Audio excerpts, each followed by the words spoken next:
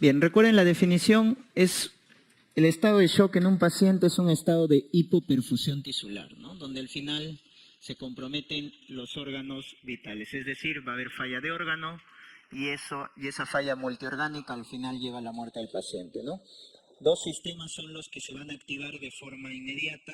Recuerden, el tono simpático aumenta cuando un paciente está en hipoperfusión y el otro es el eje adrenal, ¿ya? Hay mayor secreción de ACTH y mayor secreción de cortisol, que recuerden son las hormonas del estrés, ¿no? Las catecolaminas son las hormonas, la hormona del estrés agudo y el cortisol es la hormona del estrés crónico. Entonces son estos dos sistemas los que se van a activar. Ya hablando desde el punto de vista fisiopatológico, tenemos 4 tipos de shock. Este es el más importante porque es el más frecuente, el distributivo. Es el más frecuente en los adultos. Se trata de un estado, como ven en el gráfico, de vasodilatación generalizada. O sea, acá el problema es vascular. Los vasos se dilatan y eso que permite caída de la resistencia vascular. Y si cae la resistencia, cae la presión y el paciente entra en un estado de hipoperfusión, ¿no? Entonces hay una vasodilatación generalizada. Les preguntan en la etiología cuál es la causa más frecuente de shock distributivo. A la cabeza está sepsis. Es la principal causa de shock distributivo, que es un foco infeccioso que produce falla de órgano. Y si les preguntan cuál es el sistema que más se emplea para evaluar la falla de órgano, son los criterios de SOFA. ¿Ya? Criterios de SOFA. En la cual tenemos 6 fallas de órgano. Tenemos acá oliguria, que es la falla renal, caída del Glasgow, que es la falla neurológica, falla hepática, aumento de bilirrubina, falla hematológica, caída de plaquetas, plaquetopenia, falla respiratoria, caída del PAFI, y falla hemodinámica, caída de la presión arterial sistólica. Si nosotros tenemos acá 2 o más fallas de órgano, de estos 6, 2 o más alterados, ya decimos que el paciente está en falla de órgano y si hay un foco infeccioso, ese es un paciente en estado de sepsis. ¿Cuáles son las bacterias que causan más sepsis? Gram positivos. ¿Y cuál es el foco que produce más sepsis? El pulmonar, es decir, las neumonías. ¿No? Gram positivos, foco pulmonar, es la causa más frecuente de sepsis. Ojo que sepsis responde a fluidos. Yo le paso fluidos al paciente y responde. Cuando me dicen que ya no responde a fluidos, ¿qué viene a ser, chicos? Shock séptico. Cuando ya no responde, shock séptico, ¿no? Muy bien, sepsis, la causa más frecuente. Luego están los estados de alergia, ¿no es cierto?, máxima, que viene a ser la anafilaxia, que está mediado por la inmunoglobulina E. Es una reacción de hipersensibilidad tipo 1, porque es inmediata, ¿no? Entonces, la anafilaxia es otra causa de shock distributivo. La falla suprarrenal, chicos, Addison. Cuando falla la suprarrenal, también el paciente hace shock distributivo. Y la falla neurogénica, el shock neurogénico. Un paciente tequeado, un paciente con trauma vértebro-medular, pierde el tono simpático de los vasos y estos se dilatan de forma generalizada. Entonces, 4 causas: sepsis, anafilaxia, falla suprarrenal y el shock neurogénico causan shock distributivo. En el diagnóstico, esto es lo inicial, tú tienes que acordarte. En el shock distributivo, el vaso se dilata, cae la resistencia. Y como mecanismo compensatorio, este es el mecanismo compensatorio, aumenta el gasto cardíaco, ¿correcto? Ese es el mecanismo compensatorio. La vasodilatación produce caída de la resistencia, pero la compensación es aumento del gasto. Por eso a este shock le llaman piel caliente, el shock con piel caliente, porque hay aumento del gasto cardíaco. ¿Estamos? La presión capilar pulmonar, la presión venosa central están normales, es decir, no hay congestión. El paciente está seco, no hay congestión pulmonar, no hay congestión sistémica. ¿Estamos? Primera medida en sepsis, fluidos, chicos. Eso es, si ustedes les dan un caso clínico de una neumonía que está haciendo ictericia, falla renal, eso es una sepsis. ¿Cuál es la primera conducta en un paciente séptico? Fluidoterapia. ¿Y cuál es el de elección? Los cristaloides. Los cristaloides son de elección. Y el bueno barato, que viene a ser cloruro de sodio al 0.9%, 30 mililitros por kilo de peso en las primeras 3 horas, ¿correcto? Esa es la reposición. Cloruro de sodio, 30 mililitros por kilo de peso en las primeras 3 horas. ¿Qué más haces? Aumentas tu cobertura antibiótica dentro de la primera hora. Ni bien diagnosticas sepsis, tienes que aumentar tu cobertura antibiótica dentro de la primera hora. Antibióticos de amplio espectro, ¿correcto? ¿Qué pasa si te dicen que no responde a fluidos y por lo tanto tienes que hacer uso de vasopresores? Y el lactato empieza a aumentar, que es mal pronóstico, porque eso es metabolismo anaeróbico. Eso es shock séptico. Miren cómo les pueden plantear el shock séptico. No responde a fluidos, sí a vasopresores o aumento del lactato. Esos son los 3 criterios para hablar de shock séptico. ¿Estamos? Entonces acá les pueden preguntar, ¿qué vasopresor es de elección en shock séptico? La norepinefrina, chicos. La norepinefrina es el vasopresor de elección en shock séptico. ¿Estamos? Y estos son los objetivos que tienen que conseguir.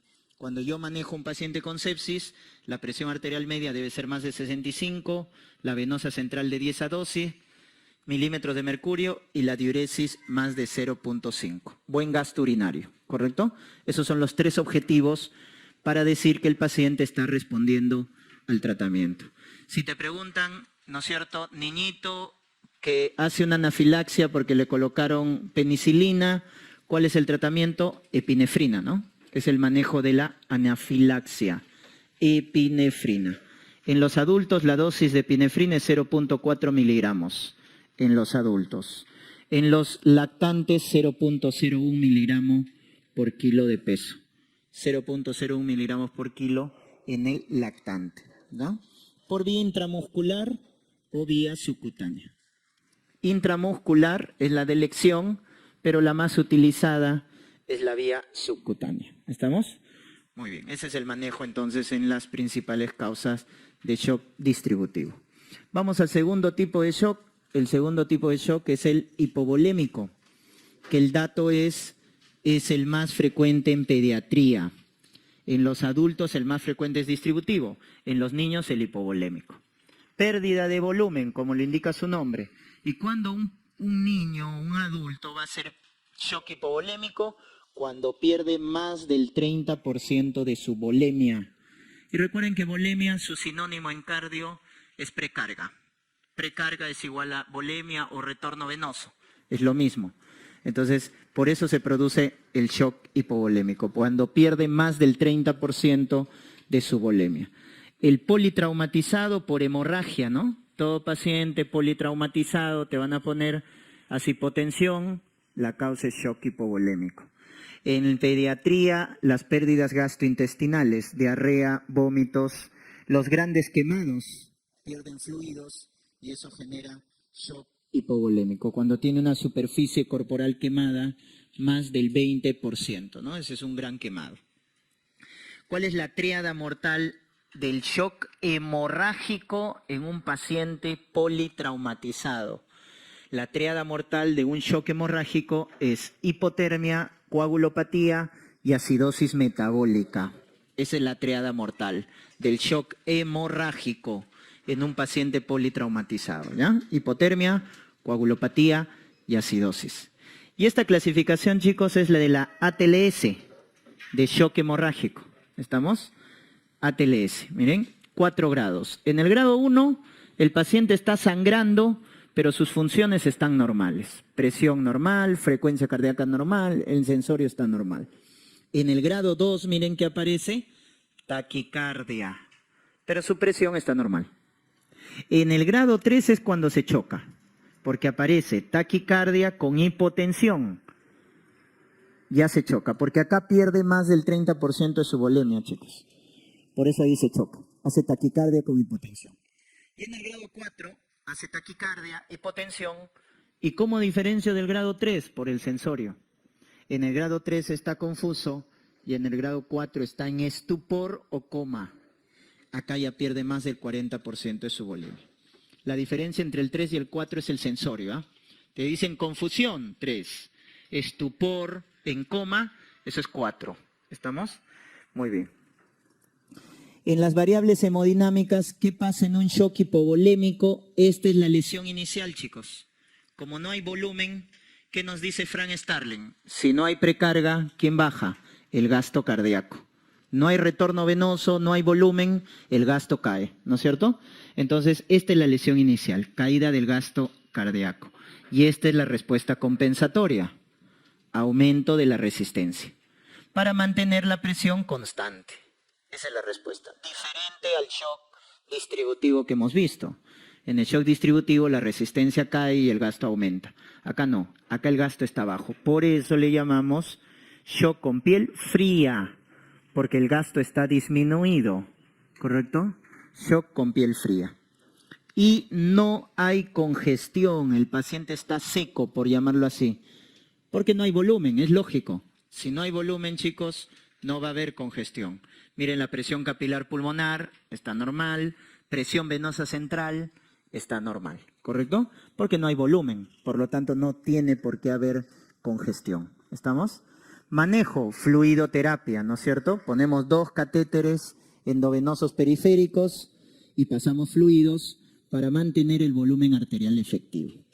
¿Cuál es nuevamente el fluido de elección? Cristaloide, el bueno, barato, disponible. Cloruro de sodio al 0.9%. 2 litros a chorro o 10 a 20 mililitros por kilo de peso. Ese es el volumen. 2 litros a chorro de solución salina o 10 a 20 mililitros por kilo de peso. ¿Y cuándo transfundimos paquete globular? Cuando la hemoglobina es menos de 7. Ojo, hemoglobina, no hematocrito. Te tienen que dar el dato, hemoglobina menor a 7. Transfundimos paquete globular. Pero si el paciente es de alto riesgo, ¿qué es de alto riesgo? Si ha hecho un infarto o ha hecho un ACV. Si ha hecho un infarto agudo miocardio o tiene angina o tiene accidente cerebrovascular, se le transfunde cuando la hemoglobina es menos de 9. ¿Correcto? Ahí el punto de corte cambia, miren. A todos los pacientes transfundimos cuando es menos de 7. Pero si es de alto riesgo, menos de 9. Infarto, ACV. Y plasma fresco cuando altera el perfil de coagulación, ¿no es cierto? Cuando se altera el TP, el TPT, hay que pasarle plasma fresco. Cuando transfundimos plaquetas, chicos, en un sangrado, cuando las plaquetas están menos de 50.000 o el paciente está tomando aspirina. Si un paciente está tomando aspirina o sus plaquetas son menos de 50.000, también hay que transfundir plaquetas. Muy bien, seguimos. Tercer cuadro de shock, el shock cardiogénico. En el shock cardiogénico hay una falla del ventrículo. El ventrículo izquierdo falla, que es el más importante desde el punto de vista mecánico. ¿Y qué es lo que falla? Su contracción. O sea, hay una falla en la sístole, ¿correcto? Falla la contractibilidad del ventrículo izquierdo. Por eso, ¿cuál es su causa más frecuente? Infarto. Porque el infarto produce necrosis, muerte de miocitos, con lo cual va a alterar la contracción. ¿Y qué infarto va a producir shock cardiogénico? No cualquier infarto, tiene que ser un infarto extenso. Entonces, ¿cuánto un infarto es catalogado extenso? Cuando su necrosis del infarto, la necrosis del infarto es más del 40% del ventrículo izquierdo. Cuando se necrosa más del 40% el ventrículo izquierdo, el paciente hace shock cardiogénico y tiene una tasa de mortalidad del 90%, o sea, alta tasa de mortalidad. Por eso debemos actuar rápido.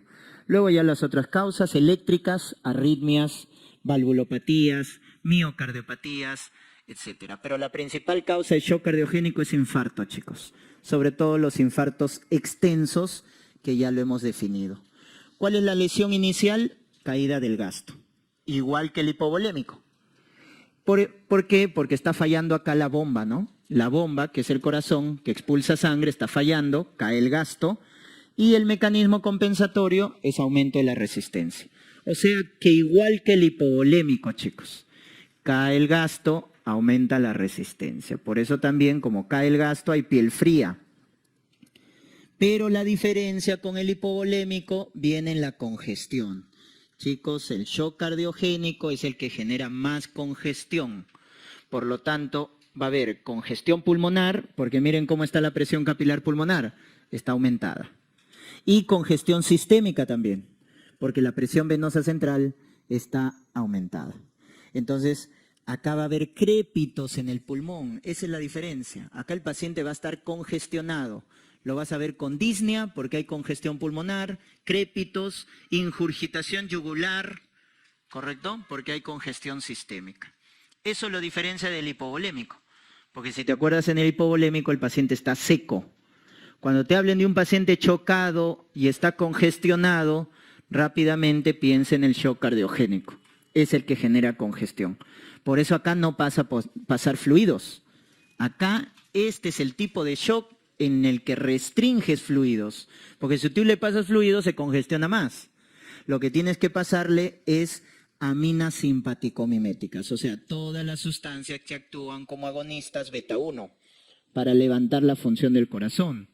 Dopamina, dobutamina, norepinefrina. ¿Ya? Dopamina, dobutamina, norepinefrina. Estas aminas tienen efecto agonista en los receptores beta 1. Por eso son los de elección, en shock cardiogénico. ¿Estamos? Muy bien. Y el balón intraórtico de contrapulsación es la medida cuando no responde o cuando es refractario a las otras medidas, ¿no? Es decir, le hemos pasado aminas y no responde. El último recurso es el balón intraórtico de contrapulsación. Y obviamente el manejo específico. Si un infarto ha producido shock cardiogénico, ¿a dónde debemos mandar ese paciente? Angioplastía coronaria transpercutánea. Hay que mandar la angioplastía, si no ese paciente se va a morir. El manejo específico, ¿no? Muy bien. Y el cuarto tipo de shock es el obstructivo. Algunos lo consideran dentro del cardiogénico, porque al igual que el cardiogénico, valga la redundancia, es falla del corazón. Pero miren cuál es la diferencia acá, que falla la diástole, es decir, el llenado. El corazón no puede llenarse. En el shock cardiogénico falló la sístole. En el shock obstructivo falla la diástole, es decir, el llenado del corazón. ¿Y cuáles son las causas que afectan el llenado de manera masiva? Taponamiento cardíaco, ¿no? Con su famosa triada de Beck, que siempre te tienes que acordar, que es hipotensión, ingurgitación yugular y ruidos apagados. Te dicen paciente hipotenso con ingurgitación y ruidos apagados, taponamiento cardíaco. ¿Con cuánto se tapona el corazón agudo? 250 mililitros, crónico 2 litros. Con eso se tapona. Un neumotórax a tensión también produce un neumotórax a tensión en un trauma torácico, también produce shock obstructivo. Y un tromboembolismo pulmonar. Cuando es masivo, que quiere decir que compromete más del 50% de la circulación arterial pulmonar.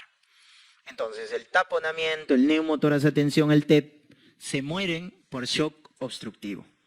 Y esto va a ser igual al cardiogénico, chicos, ¿no? Entonces, cae el gasto, miren, ahí está, cae el gasto, da piel fría, y el mecanismo compensatorio es aumento de la resistencia y hay congestión. O sea, es igual que el cardiogénico. El cardiogénico con el obstructivo son iguales. Hay caída del gasto, piel fría y congestión, tanto pulmonar como sistémica. ¿Estamos? Y el manejo es etiológico, ¿no? Si es un taponamiento cardíaco, pericardiocentesis. Si es un neumotórax a tensión, hay que drenar, ¿no? Una toracostomía. A colocarle un tubo de drenaje torácico, ¿no? Toracostomía, drenaje. Y si es un TEP, hay que anticoagular. El manejo es etiológico. ¿Estamos?